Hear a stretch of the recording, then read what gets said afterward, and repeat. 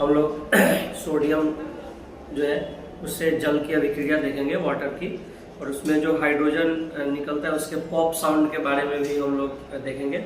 आइए एक्सपेरिमेंट करके इसको देखते हैं।